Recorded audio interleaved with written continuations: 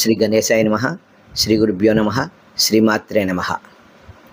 21/9/2025 ఆదివారం, మహాలయ అమావాస్య.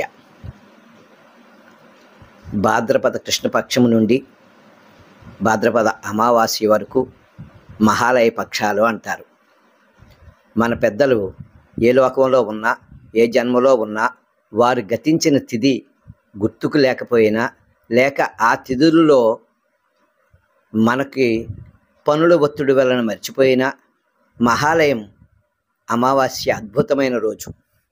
వారికి ఈ రోజున దాన తిలతర్పణాదులు చేస్తే పితృదేవతల సంపూర్ణ అనుగ్రహం కలుగుతుంది. ఇది మహాలయ పక్షాలతోనే సాధ్యం. ఈ రోజున అనగా 21/9/2025 ఆదివారం రోజున తిలతర్పణాలు, పిండ ప్రదానాలు చేయాలి. లేక చేయలేని వారు, కుదరని వారు కూడా స్వయం పాకములు బ్రాహ్మణులకు పెద్దల పేరు మీద ఇచ్చి వారి ఆశీర్వాదం తీసుకోవాలి. శక్తి మేరకు దాన ధర్మాలు చేయాలి.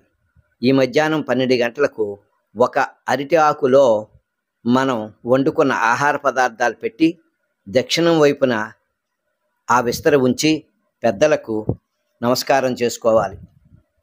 భగవంతుడి మీద ఉన్న భక్తి కంటే రెట్టింపు భక్తితో పితృకర్మలు ఆచరిస్తే మీకు అన్ని శుభాలు కలుగుతాయని మన శాస్త్రాలు చెబుతున్నాయి. పితృదేవతలు సమ్మతిస్తేనే భగవంతుడు కరుణిస్తాడు.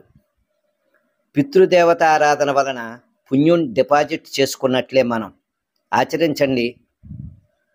పితృదేవతల ఆశీర్వాదాన్ని పొందండి. శ్రీమాత్రే నమః.